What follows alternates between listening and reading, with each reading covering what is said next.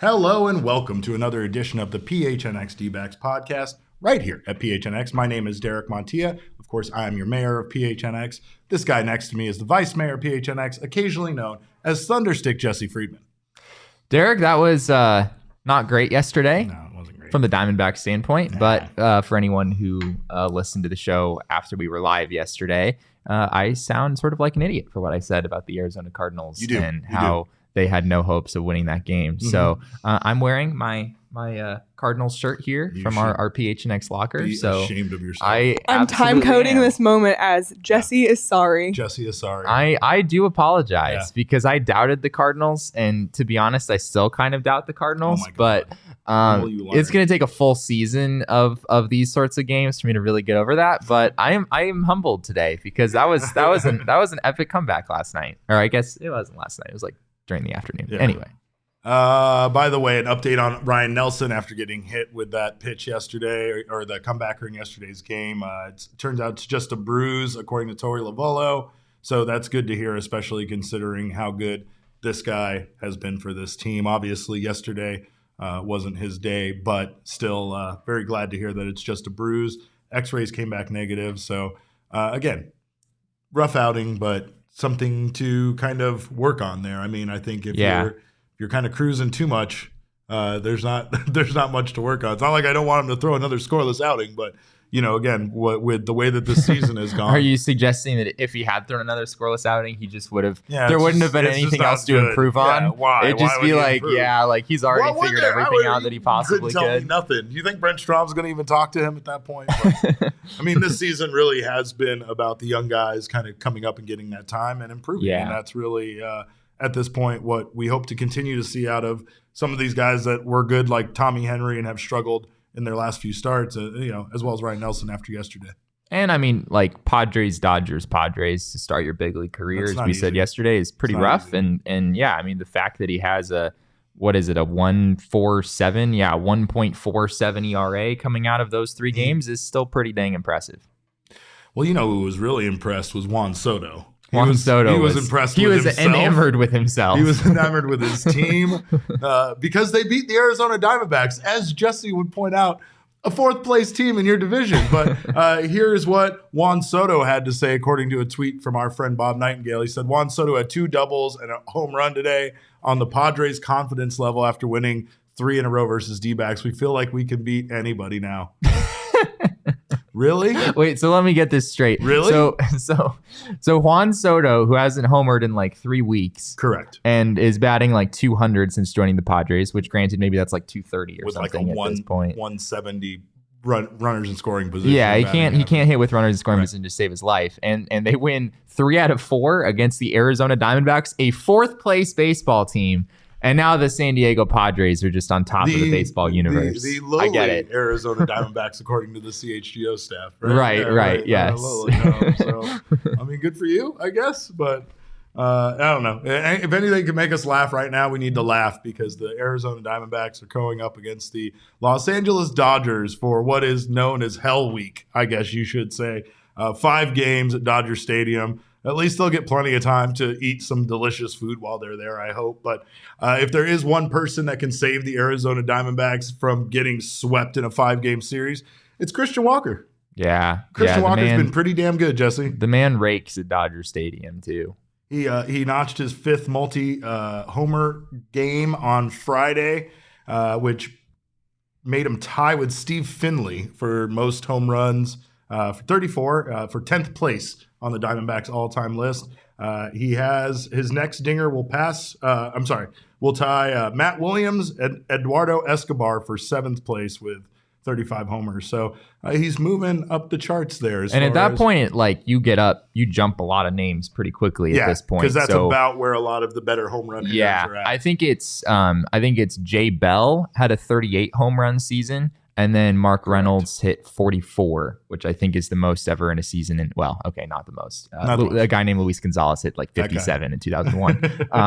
But I don't know if anyone's touching that record anytime soon, unless Aaron Judge gets traded to the Diamondbacks or signs with them this offseason or something like that. So, Stone Garrett. There you go. Out there. Stone Garrett's going to Stone Garrett's going to hit 60 dingers next year. You heard it here first, folks. You heard it here first. But I think, and we've talked about this quite a bit with Christian Walker. I mean, his batting numbers have been kind of all over the place, but defensively, he's been one of the best in the league. Actually, he has been the best. 16 defensive runs saved, is on track to lead all first basemen. And this will be the 4th year in a row Christian Walker has led all first basemen, dating back.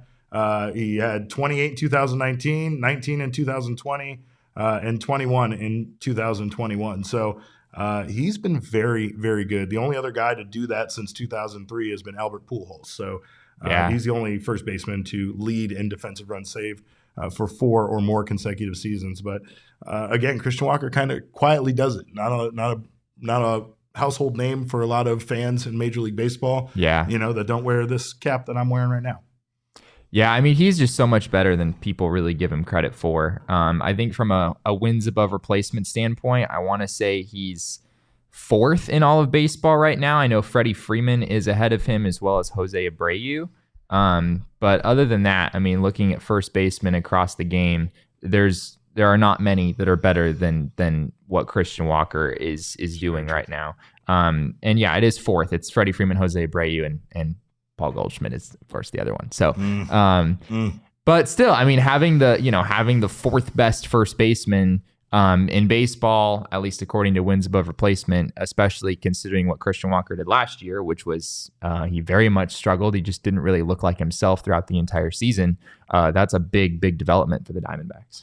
And I'm not ever going to try to say that Christian Walker replaced Paul Goldschmidt. But what I will say is, from a money standpoint, from a franchise standpoint, you have to be pretty pleased that the replacement that you're paying a fraction of what you would have had to pay Paul Goldschmidt in order to stay is still right there. I mean, again, the numbers can be quite a big difference, I mean, but I just mean Goldschmidt is far ahead. Far ahead, right? Far ahead. But you get what I'm saying. I get what you're saying. It's like at least if you can get the bargain version of it, at least it says good. Hey. Is he Walmart Paul Goldschmidt? Is that what we're saying? I did not want to say that. I was going to say that, but I didn't want to say that, Jesse. Maybe. I don't know. He'll probably, one thing that we do have to keep in mind is, unfortunately, the flip side of having the kind of season that Christian Walker is having is that arbitration is going to pay him a lot more money next season. So I don't know exactly what the number will look like. I've heard maybe like around $7 million, something in that range. His salary is going to increase significantly. But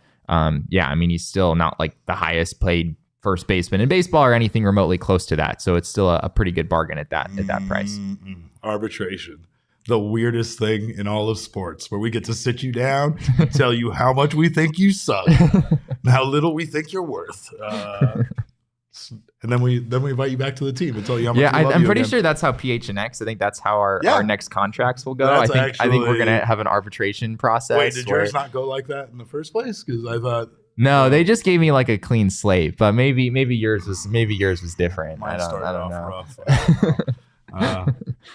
But of course, we had a fun weekend of NFL action. Jesse doesn't want me to talk about it, but I'm going to talk about it because I want to tell you the easiest and most fun way to spice up your fantasy football season, and it's with the Underdog Fantasy and their pick'em game. And look, it's not just football season. Baseball season has been a blast. And the one thing now that I have become affixed to is pitch counts in baseball. And you can go through on the Underdog app and literally just decide if you think a guy is going to go over and under a pitch count. It's a fun game I play. I probably know more about guys' pitch counts than I ever have before, Jesse. I'm doing the research.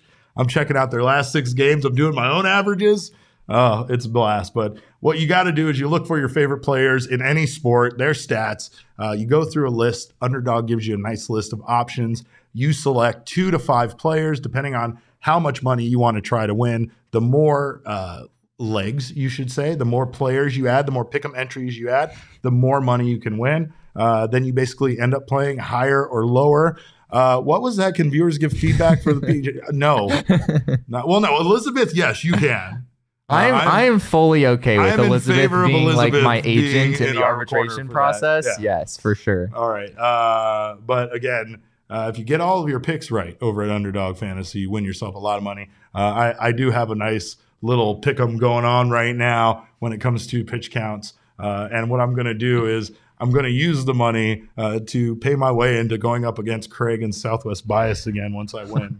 But you can search in the App Store for the Underdog Fantasy app. Or click the link in the show notes below. Sign up using promo code PHNX. Ooh, and click on this thing.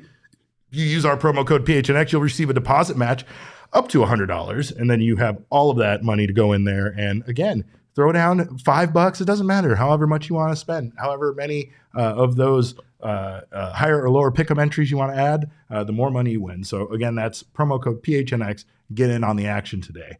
That was such a cool QR code. That was a cool QR code. Can we pull that up one more time? That was like the coolest QR code I've ever seen. Why are you so fascinated by this? I just like look at the dog in the middle. Yeah. Oh, the dog's cool as like hell. You can put logos in QR codes now. I didn't know that. Yeah, that's pretty cool. QR codes have made quite a remarkable comeback, you have to admit. Well, a few years ago, it seemed like QR codes were just completely going out. And here they are. They're everywhere. And then they're you add a dog now. to it? Yeah. And it's like, you got me. You got me. It's that easy. I bought my daughter Halloween bags already just because it said Halloween and had dogs in it. That was an easy sell for me. There you go. Just put your dogs on your QR codes, your logos. I'll buy your stuff.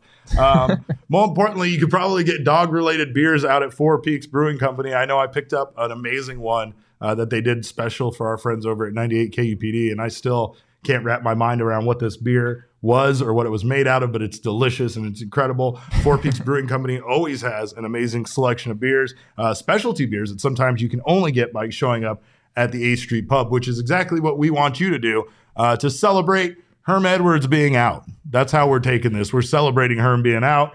ASU has a new coach. Come down to the Four Peaks tailgate this Saturday and get down with the team. $50 will get you an all-you-can-eat buffet, 2 Four Peaks beers, and a free ride to the stadium. Check the link in our show notes to sign up. Must be 21 years or older and enjoy responsibly.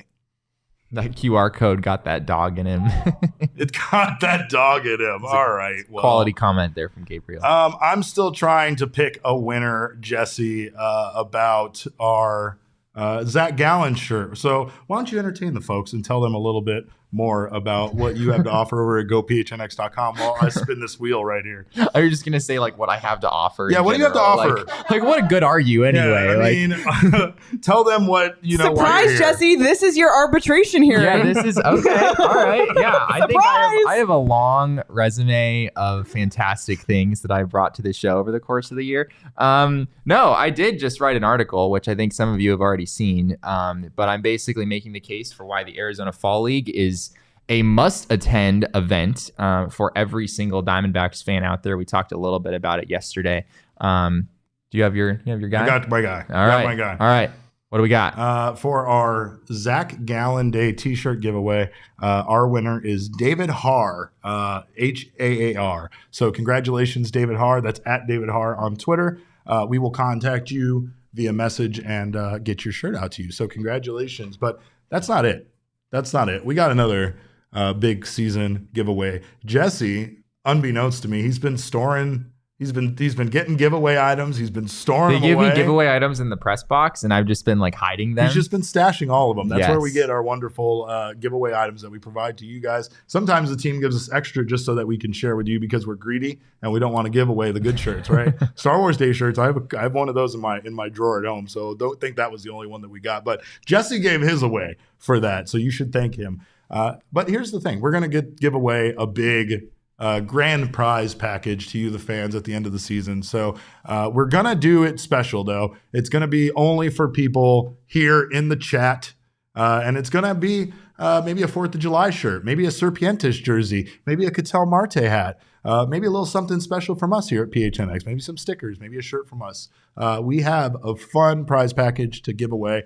We're almost here at the end of the season, so make sure to be here. We'll talk about it on social media, but like I said, you have to be here live in the chat to win that one. This will be a fun one. This is where Jesse wanted to tag 20 friends in it, and I was like, Jesus, come on, Jesse.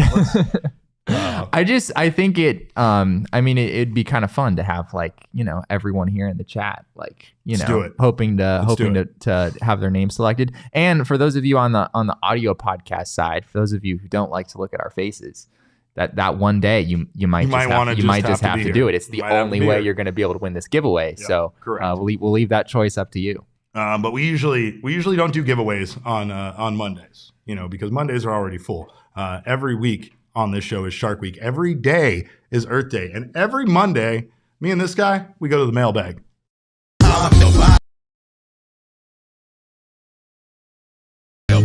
I try to get to everything in my mailbox, and then once in a while, letters that make my mailbox. Not I hope sure. that played for you guys better than it played for us. I'm not sure what happened there. But we give a shout out to our man Mega Ran for that classic jam. Leah, can we go to the mailbag, please, with our first question? Gabriel comes hot out of the gate with, if you had to impress Luplow by taking him to a fast food chain, which one are you taking him to? Jesse. There's only one choice here. That's a what? The what? There's only one choice. There's only one choice. The choice is Salad and Go. Why is There's no question. There's no question in my mind. Salad and Go is like, so you guys know, I just moved back to Arizona, right? Yeah. And when I lived in Arizona several years ago, I'm pretty sure Salad and Go did not exist. And I come came back out of nowhere, and it was pretty fast growing. And it was also like, I remember when it first popped up, or like when I first heard about it, I was like low key skeptical. Like, you're really gonna sell salad out of a drive-through? Like, that seems a little overly ambitious. But it is one of the most incredible things in all of Arizona as far as fast food is concerned. I mean, it's so affordable. It's like $7 or $8. It's like a very, very a very hefty amount of food for the amount of money you pay. And they have like these homemade lemonades that are incredible, and they're like $1.50 or something. So for me, it's just a win all the way around. It's like the only remotely healthy fast food that's like in existence. Okay, Jesse, I'm so on board with Salad and Go, and everything you said is so true. But the question was, you're taking him to a fast food restaurant. Yeah. So what are you going to do? Sit in the car with him while you eat your salad? Thank you, Leah. Yeah. Oh, absolutely. You'd impress him with the food and the price point, but the whole point is you're hanging out with Tori. Yeah. You're just going to eat your salads in the car? I have a sick Toyota RAV4. He's going to love sitting in my car. There's no question in my mind. He doesn't want to sit. Sick RAV4. You really want to sit like inside it, like a corner booth at a Culver's or something? Like, no. God. Like, I want Tori Luplow. No. Like, we're jamming out to some music. You know, I'm giving him the aux cord in the front seat of my car. Like, that's the ideal experience. I don't want to sit inside. Like, nobody wants to sit inside of a fast food restaurant. Yeah, none of them are very nice to sit in. That's the whole point. No, if it's a counter, it doesn't matter what it is. It's all the same. But that's the reason why I'm taking him to Filiberto's. I am taking him to Filiberto's. I'm giving him an authentic Arizona experience. We are going to have carne asada burritos. Did you know in Filiberto's they have like that bar that you can go over and access all the salsas and accoutrements. And I know that's French, and I shouldn't be speaking French when talking about a shouldn't. Mexican food restaurant. But that is it. That is where I'm taking him, because that is the best place. And I want him to be a little scared, right? I don't want him to be comfortable. I want him to like feel like he needs me to be there a little bit, just to kind of maybe... maybe we're gonna go. Filiberto's is not a. I wouldn't really want to hang out inside of a Filiberto's. I'm telling you for this very much, long. though. I'm not taking him to a nice one in Scottsdale either. That's the difference. Elizabeth said this is. She's right. Like, when I think fast food, though, like Burrito Express is kind of a step up from. I mean, I guess it still qualifies as fast food. I love Burrito Express, but I live very, very far away from it, so it's hard for me to think of those places. You live very, very far from just about everything. I do. I live in a place people call South Anthem, and I don't think that's fair, but it's probably pretty accurate. Anyway, that's I've been thinking about Filiberto all day. Were you kidding me? Next question. Kyle Collins asks, Emmanuel Rivera has been a nice surprise out of the trade deadline at third base. Do we think he sticks into the next season, or does another option happen? Trade, free agent, minor leaguer. I don't know if they have a better option right now. I feel like right now Emmanuel Rivera has been a pleasant surprise, probably more than the Diamondbacks even bargained that they were going to get out of him. So I felt like what they were looking for was a serviceable third baseman that could kind of come in and share time with Josh Rojas. Yeah. And I feel like what they ended up getting was an everyday starting third baseman that allows Josh Rojas to kind of play his utility role, play different positions, and still play there every couple of days as well. I mean, I've always thought it was funny. Like, of course, we've asked Torey Lovullo a few times, like, are you surprised with what you've gotten from Emmanuel Rivera? And Torey's always like, no, I'm not surprised at all. Like, I totally, like, you know, we saw him in Kansas City. We played against him. He homered against us in spring training. Sure. And we're all sitting there like, come on. Come on, Torey. You really expected this guy that you traded Luke Weaver for, or you traded Luke Weaver in order to get, and he's come over and done nothing but rake. At least he did that for like the first few weeks. Things have kind of slowed down for him then. But yeah, like I think Emmanuel Rivera is still, even though he really has slowed down over the last few weeks, I still think he's been really good for the Diamondbacks. If you look at the numbers, hitting 230, 315 on base, 451 slugging percentage. The numbers don't quite jump off the page the way that they did a few weeks ago. Right. He definitely came back down to earth. But I mean, honestly, the Diamondbacks really just need guys to be able to chip in and, most importantly, be able to play the position confidently. I don't feel like they were confident in any of the guys playing over there. Even Josh Rojas, and no offense to Josh Rojas, but I think it's just the fact that this, you know, him playing third base exclusively is kind of a bit new to him. And I think that he, you know, is still learning the position, you know. It was never an ideal fit for Josh Rojas. Like, it was kind of the Diamondbacks did it out of necessity. I think he's more of a natural second baseman or maybe even corner outfielder. But yeah, Rivera's in the 78th percentile for average exit velo. Good point from I Am the Larry. He's been impressive, even though he's come down to earth. Like, you'll take a 766 OPS and he's played some pretty good defense over there at third base as well. So I don't think you go into next season with the expectation that Emmanuel Rivera has like won the job as like the everyday third baseman. I don't think we're at that point. He's still just not done quite enough in his major league career in order to earn that, I don't think. But he's definitely, you know, put himself in consideration to have a role that I don't know if the Diamondbacks even anticipated he would have coming over here. I think he was viewed as, you know, more of a stopgap sort of a guy. And you know, there was a reason that the Royals were willing to trade him when they still had so many years of control over him. They, you know, he just didn't necessarily fit their long-term plans. But maybe the Diamondbacks have something more here. What I think is in the very least, it's enough for them not to have to address the position like they might have had to this offseason. Like you said, there might be somebody that comes up that plays better than him. There might be an opportunity in a trade to bring over somebody that might be an improvement there at a position that they still don't feel like they've solidified, right? They're not pursuing a first baseman with the way Christian Walker is playing. They're not pursuing any outfielders. So they really are narrowing down certain positions. Ketel's pretty locked in there at second, right? So, like, really what we're looking there is you know, maybe shortstop, maybe, you know, if something comes across. But again, not something that they need to directly address. Maybe third base if something comes up. But I don't feel like either of those positions are things that they need to go out there and address the way they need to go out and address the bullpen. Something needs to be done about the bullpen. Yeah. And honestly, it's something that they've already tried to address, and it's just not worked out. Right. Leah, let's go to the next question. Rick Hughes says, will Marte be a part of the next great D-backs team, or will he be moved for both salary relief and pitching? I don't feel like his salary really is a concern. I don't think his salary I mean, I know that it's close. It's closer than I think any of us thought it would be after, you know, this offseason. Everyone's going crazy because the Diamondbacks got Ketel Marte to sign this, you know, this enormous extension. Sure.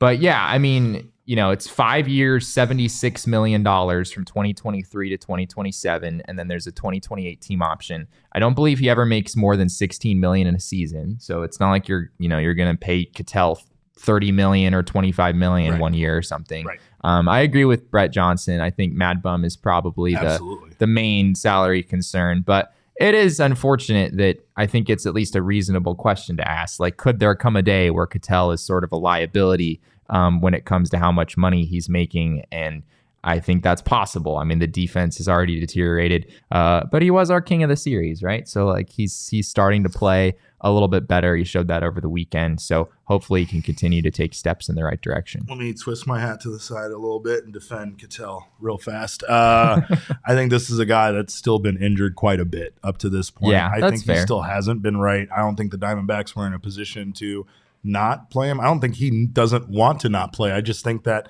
you know, it's kind of one of those things that when you have a hamstring injury, the biggest problem is that then there can be cramping and other things that just pop up all the time, right? And it's just one of those things where I feel like that has impacted his defense and his offense this season.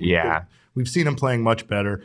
I think the bigger thing is, even though $16 million per season looks like a lot now, things are going to jump up in Major League Baseball. We're going to see salaries increase. So I think like 3 years down the line, we might be looking at $16 million a year going, holy shit, how did they have him under contract for this little amount of money, right? So that's the only thing. And I really think he is worth keeping and being around. I don't think he's a liability. I just think like the expectations were so insanely high. When you have MLB predicting him to be the top second baseman of the season. Yeah, wow, I forgot about that. So MLB Network had him as the top second baseman in baseball coming into this year. It's hard to live up to that if you don't, if you're not anywhere close to that. But also injuries impacted that quite a bit. I personally think he's going to be a huge part of this team, and I think that he wants to be here. He loves playing here. He loves playing for Torey Lovullo. That's one thing that you just hear out of so many of the guys is how much they want to be here and how much they want to continue to play for Torey.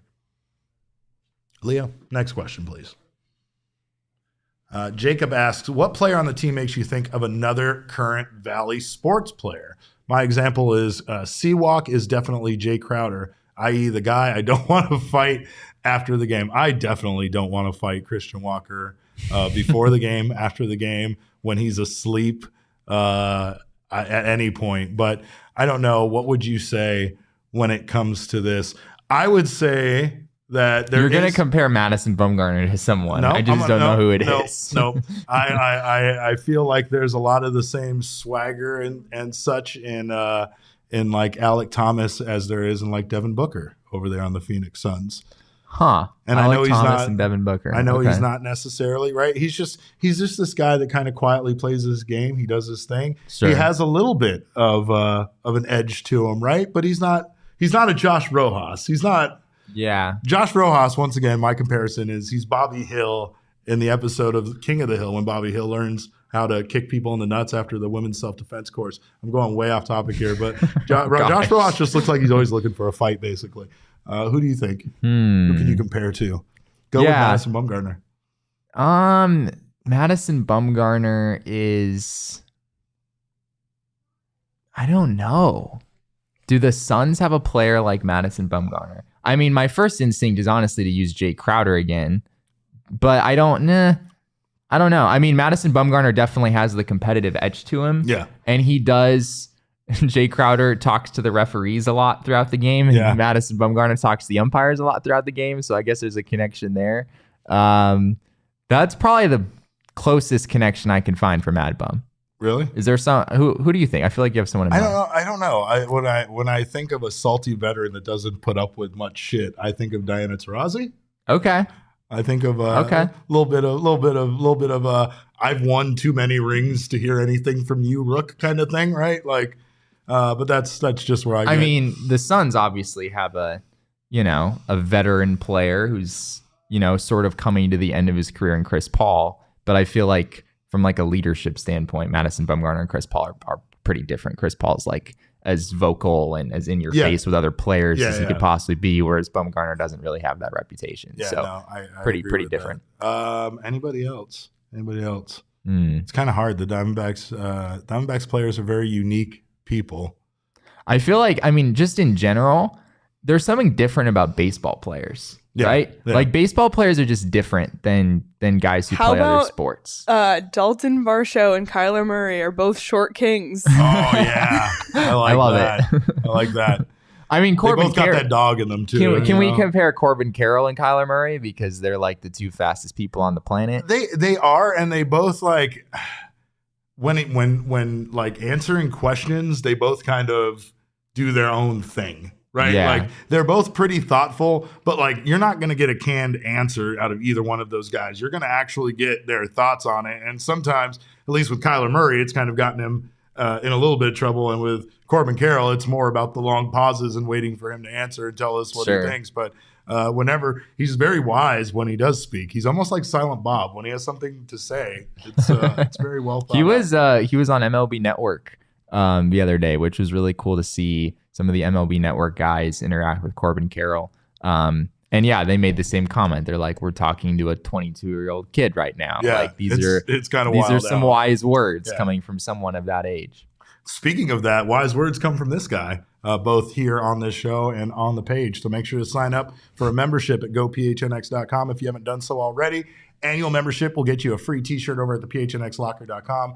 The month-to-month membership will get you your first month for just 50 cents. Regardless of your membership status, you will get access to our members-only Discord. It's the Diamondbacks fan capital of the world, as well as members-only discounts over at the phnxlocker.com. But if you're here right now watching in the YouTube channel, we thank you guys for being here. We enjoy you. Hey, Brandon Fott's here, so now it's a party. Brandon Fott's here, and he thinks Torey needs to play Corbin more, acting like he can't hit lefties. Disgusting. You're not wrong, Brandon Fott.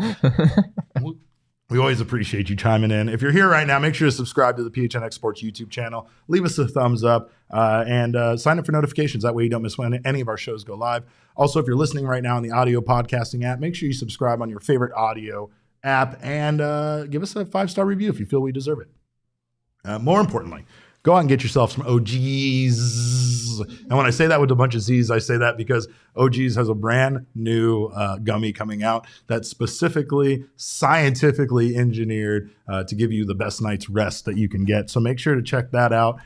You can get OGs at your local dispensary anywhere near you. They have a wide variety of strains, doses. They're all about flavoring life. They're all about the flavors. And we, of course, are partnering with them to give you guys some freebies over at gophnx.com on our Flavoring Life sweepstakes. One winner will receive 3 bags of OG's gummies, including my favorite, orange creamsicle. You also get yourself an OG's hat. You'll get yourself a PHNX T-shirt of your choice, as well as a PHNX annual membership.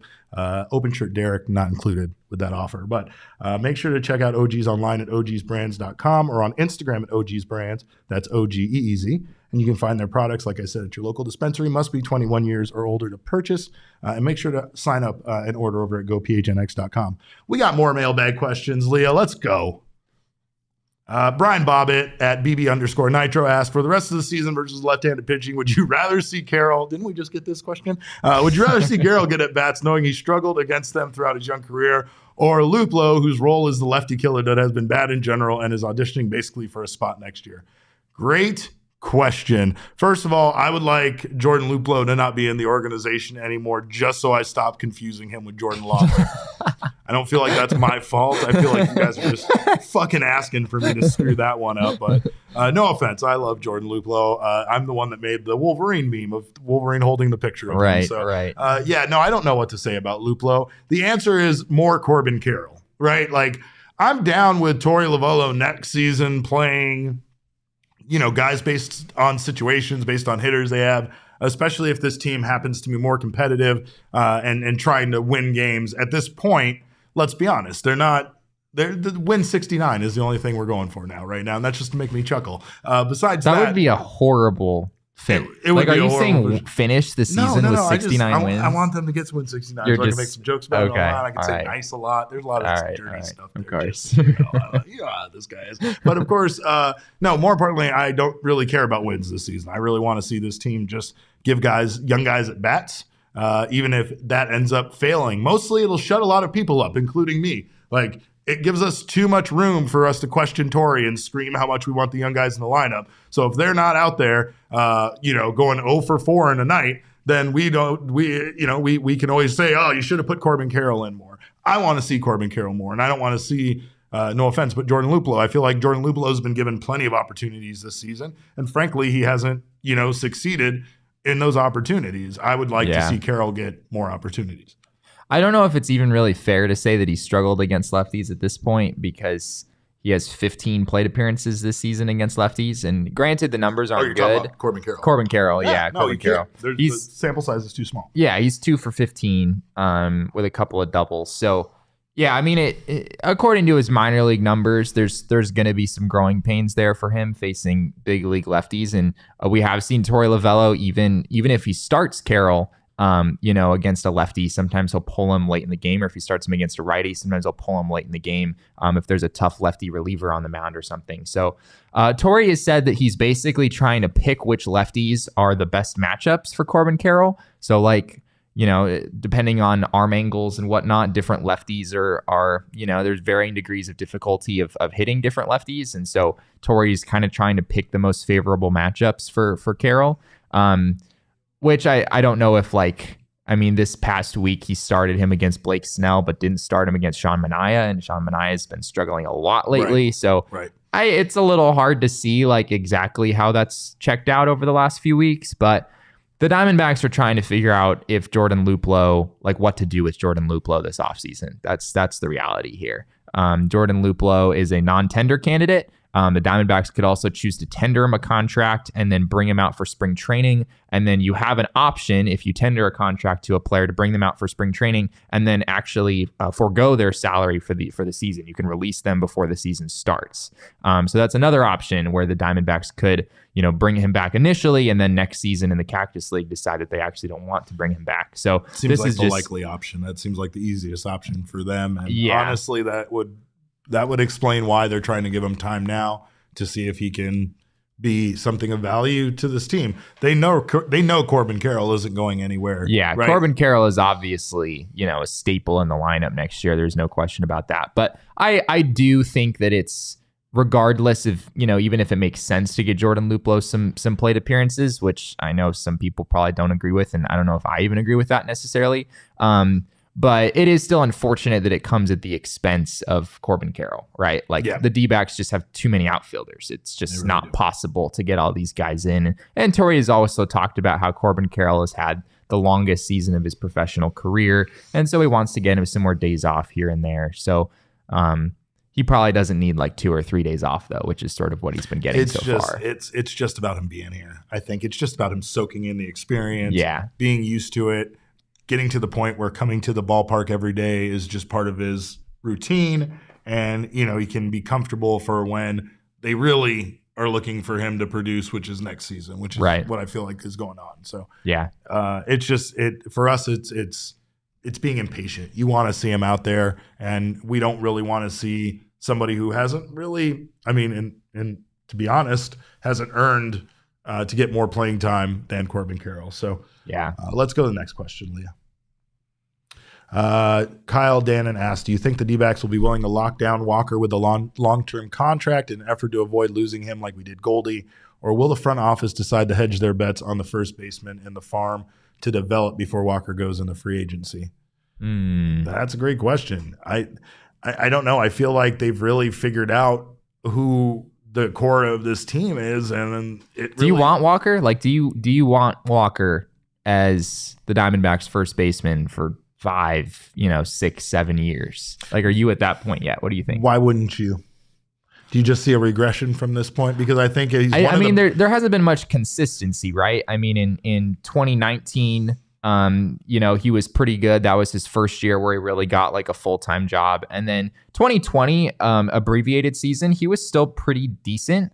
The slug wasn't quite as much there, but he still hit 271 last year. And then last year, obviously, he struggled a lot, and this year he's bounced back. So I guess you could make a case that outside of last season, which it seems might have just been due to injury, Christian Walker actually has been pretty consistent. So, and that's what I think. I think, I think you take him for granted being over there. It's just he's 31 years old. And so what are you trying to say? Say it. Say it. Say it. Say he's old. Say it. He is on the wrong side of 30. Oh, son of a bitch. And so with 2 more years of control, you already have him through age 33. And so he's been fantastic this year. You clearly want him for next year and the year after. But I don't know if the D-backs necessarily have to make that commitment just yet. And Goldschmidt is 36 and has aged extraordinarily well, but Paul Goldschmidt is Paul Goldschmidt, and not everyone does that. So I think probably tap the brakes on an extension for the moment. I don't think you're, if Christian Walker does become a free agent as the player he is now at age 33, I don't think he's a guy who gets 20-25 million a year. He's not going to be in that price range if he hits free agency at that age. So I don't think it's a huge concern for right now. Do we have any more questions, Leah? Oh, yes. Oh, Nate. I really have no idea. So you're going to have to figure this one out for me. If the D-backs young outfielders, Corbin Carroll, Jake McCarthy, Stone Garrett, Alec Thomas, and Dalton Varsho formed a boy band, what would their name be? Oh my God. Go. What do you think? Well, the outfield immediately comes to mind. The outfield. The outfield. I would call them the outfield. But there would be no I or E. It would be like the outfield. It would be FLD. That's how it would be. Wait, why? Because that's how cool shit is done now, Jesse. Do you not pay attention to like The Weeknd and other stars? You're asking someone who didn't know what a conga line was? Oh, I know. I can't believe I'm even asking this. I don't know, but I want to see that boy band. With the bullpen. We don't put the second E in there. I've tried to explain that to you, right? Yeah, which I still think it's a typo every time. But I'm pretty sure some of our audience members think it's a typo too. Get it. They're like, we get more than these people have so much fun content, but they have no idea how to spell the word bullpen. Gabriel Ferrer says the golden flows. I like that. I still like Stakes in the Grass. I think Stakes in the Grass could double as a good boy band name. Right? Sure. You know, because they wouldn't just call them Snakes in the Grass. They would call them SITG, which wouldn't make any sense because it's the same amount of syllables as Snakes in the Grass. But that doesn't matter because, again, Jesse, cool shit sometimes just becomes an acronym. So that's what they start calling it. Okay, but weekend and bullpen are not acronyms. They're just that's words. Something different. That's a whole other thing. They're just words that you're taking vowels away from. That's taking vowels away from stuff, you know? Like PHNX? Yeah.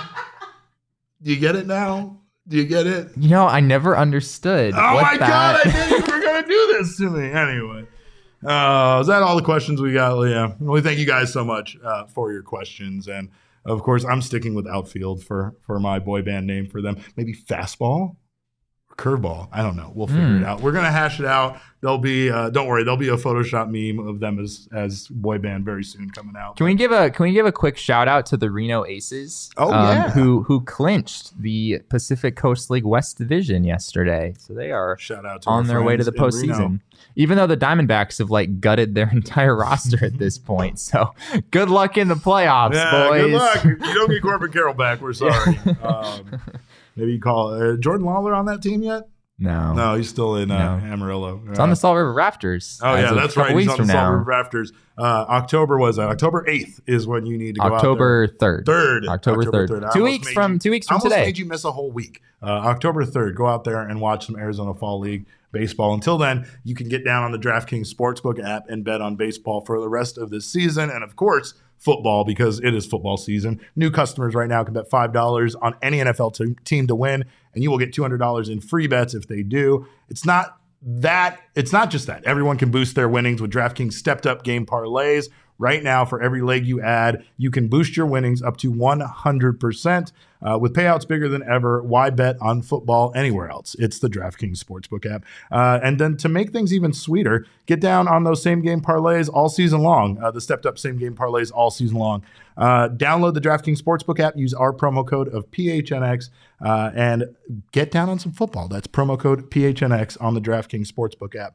Minimum age and eligibility restrictions apply. See show notes for details. And if for some reason you are in Los Angeles and you have nothing to do and you're looking to go to the Arizona Diamondbacks, what do you want to call it? Do we want to call it getting the slaughter by the what was it? Hell Week? I don't know. It's going to be a bad 5-game series, but if you want to be there and you need tickets, go to our friends at Game Time. It's the best way to get tickets. And don't forget, last series of the year, next weekend, and we might have something special planned for you guys to join us and get your tickets exclusively through Game Time. So keep an eye out for that as we are in a little plan in the works. But Game Time, of course, is the hottest new ticketing site that makes it easier than ever to score the best deals on tickets to concerts, sports, and shows. Save up to 60% on tickets when you purchase them last minute. It's great for us procrastinators out there. And of course, if you love PHNX, you'll love Game Time. The best way to support us is by buying your tickets through the link in the description or right there in our comments if you need to get some tickets right away. Again, you're not going to get Coyotes tickets for cheaper than you can get on there. So go on there, buy some tickets now. When you go to the game and you're sitting in an event that's very, very small and very exclusive, you're going to thank us that you did that. But make sure to do that over at Game Time. We thank you guys for checking out all of our sponsors because they're all great. They're all incredible, and we love them all so much. Jesse, we got to go watch this baseball game. You're not too excited about it, but we're going to watch it. Hopefully the Diamondbacks prove me wrong, and it's going to be exciting to see this last matchup with the Dodgers. Hopefully hopefully they're amped about it, and hopefully the Dodgers are kind of like, we've won 100 games. We can kind of be on cruise control now. Maybe those two things meet in the middle. But until then, you can follow us on Twitter. I'm at Cap_Caveman with a K. This guy's at Jesse and Friedman. Our show is at PHNX_DBacks, but of course, all roads lead to at PHNX_sports on Twitter, Instagram, and Facebook. We thank you guys for joining us. On behalf of Jesse and myself, we always appreciate your time. And remember, kids, baseball is fun, but it's so much more fun when Christian Walker pounds the ball at Dodger Stadium.